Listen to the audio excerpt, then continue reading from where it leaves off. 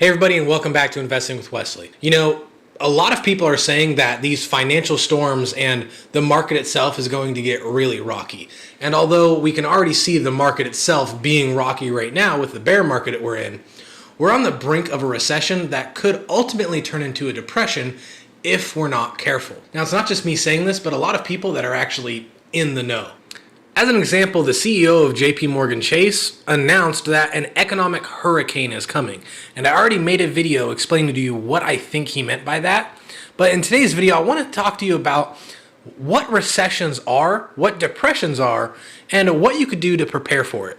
Because a market recession is not the same as a market downturn like in the overall stock market. Now, usually those two do come together, but technically they're mutually exclusive. So in today's episode, I want to talk to you all about what you can do to prepare for the upcoming recession. So let's get into it. So what is a recession? Well, there's three key components to what a recession is. The first one is it's not as severe as a depression, as I think everyone knows. The second is that recessions usually last a few quarters to a few months. And finally, with a recession, it's usually located to just one country or one economy.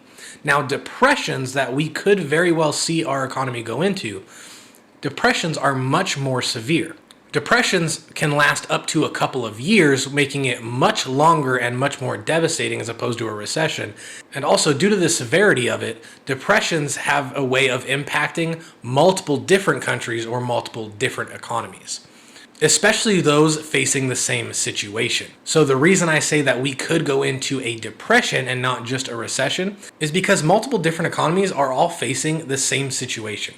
They're facing supply chain shortages, they're facing food insecurity, they're facing markets going down and markets tumbling, and they're facing less economic activity because of all the inflation. And it's not just inflation localized in the United States, but every country is experiencing pretty high inflation right now. So a lot of countries are experiencing inflation. A lot of countries are experiencing food insecurity. A lot of countries are experiencing market slowdowns. And a lot of countries are experiencing supply chain shortages. Depressions have a way of affecting other countries with similar situations as to the one the depression started in. And because pretty much every first world country is experiencing the exact same thing right now, we're at huge risk of turning the recession we're about to be in into a depression. Now, like I have already mentioned, recessions are not always correlated to a stock market crash.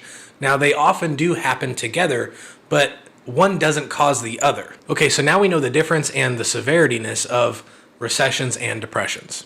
But what can you do to prepare for what's upcoming? Well, the very first thing I would recommend is to realize that it's not the government's responsibility to take care of you and bail you out. That responsibility strictly falls on you to make the best decisions with what you have to improve the situation in any way possible.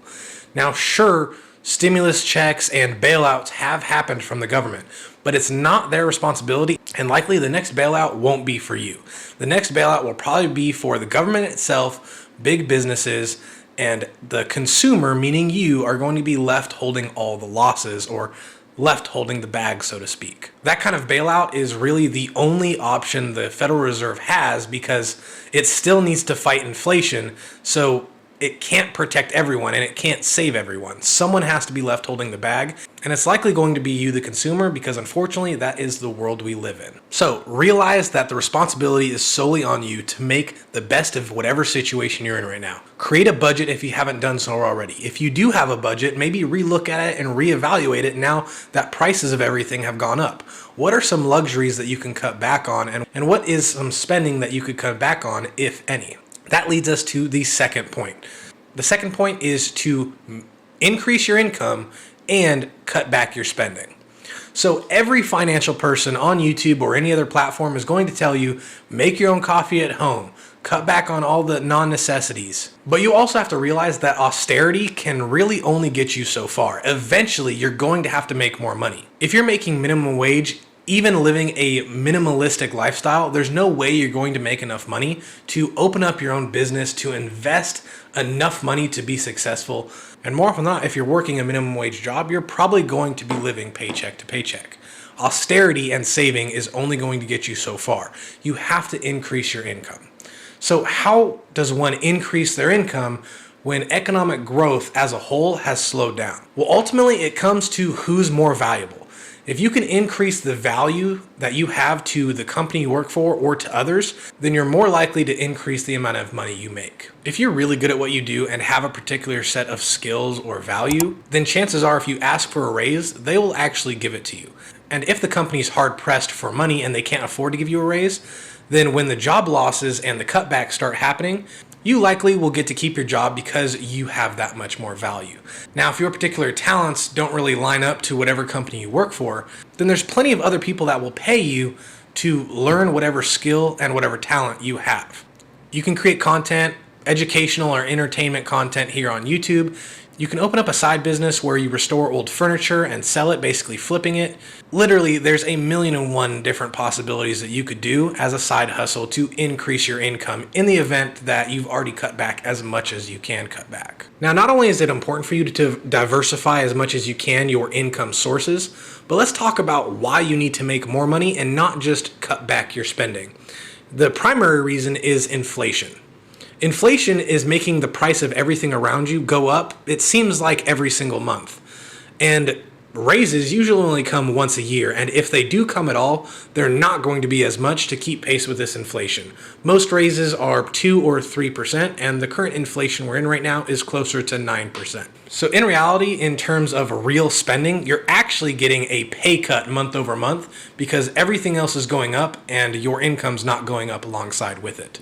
This is why it is paramount, it is super important that you find a way to increase your income along with stop spending as much. If you were used to spending $20,000 a year last year on everything that you spent money on, this year it's looking more like $35,000. And if you haven't made that increase in income already, then you've likely already had to stop spending money on a bunch of other things. What I'm saying you should do is to stop spending money, create a budget, and limit the amount of luxuries that you spend money on, while simultaneously finding a way to increase the amount of income you have. That way, if nothing else, you can break even on your spending. Now, the third step you can take when preparing for a recession or depression is to protect the wealth that you do already have. Now, sure, in the overall stock market, we're already in a bear market, and a lot of people's money and a lot of people's wealth are drying up. But whatever wealth you have left, make sure you protect it. This is the point in time where people really need to start focusing on getting back to the fundamentals of investing and not the speculative, high risk, high growth kind of mentality. People need to start remembering how to properly diversify. People need to start learning how to use put options as insurance to limit the amount of risk on your investment as a whole. This is the point in time where people really need to learn how to actually invest their money and limit risk as opposed to YOLO all their money hoping to get to the moon. And lastly, you need to find a way to optimize your tax savings, meaning you need to find a way, legally of course, to pay as little taxes as possible. Taxes are literally your biggest expense. If you've already cut back as much as possible and there's just nothing left to cut back, optimizing your taxes is the best possible way. If you do open up a side hustle, then remember that that's a business and any money you spend on that side hustle is a tax write-off. And if those write-offs exceed the amount of income that that business made, then the remainder of those write-offs will go over to your earned income at your primary job and lower the amount of taxable income that much further. Get with a CPA or a tax attorney and figure out what you can do to optimize your taxes. Now, real quick, let's just recap on everything that I've said. I've said that a recession is coming and it'll likely turn into a depression because a bunch of other economies are being affected the exact same way. We're already in a situation where literally every kind of investment is going down. Cryptocurrencies are going down. We're currently in a bear market. Bonds are going down. Gold is kind of remaining stagnant, and it just seems like there's no safe place to invest. Remember that a 20-some-odd% loss right now is nowhere compared to the amount of gain that you're going to receive if you remain invested and stay invested into the next bull market. So with that being said, you also need to learn how to protect whatever you have left invested. Protect whatever wealth you have and learn how to optimize that. Invest, diversify.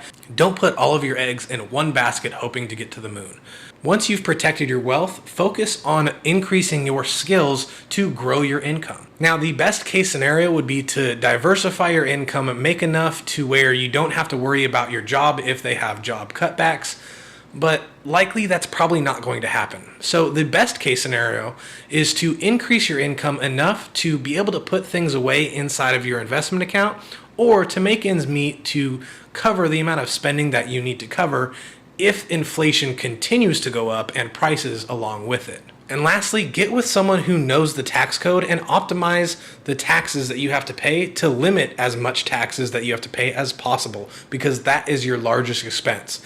Limiting that expense alone is going to help you save that much more money to afford everything else. And lastly, I just want to say that this current bubble that's popping in the stock market right now is called the everything bubble. And that's why every asset class around us is currently falling right now. But it's not the end of the world. So remember that things will eventually recover and things will eventually keep going back up. So like I've said 1,000 times, stay invested and keep investing if you can. But also know that a depression is likely to come and you may have to do things that are out of the ordinary to become more self-reliant. Save some money on food and protect yourself from food insecurity if it comes to the United States. And you can do this by creating your own garden. Planting potatoes, planting lettuce or spinach or pretty much any sort of vegetable will help you supplement the amount of money that you need to spend in groceries and help you save that much more money. That's just one way I recommend saving money, but there is plenty. You just have to get creative. I hope you got value in this video. If you did, please remember to like and subscribe as it really helps this channel grow. I have a dedicated Facebook and Instagram account, so if you ever had a question or comment or just wanted something addressed, you could feel free to reach me out there. Either way though, the choice is yours, and I'll see you in the next episode.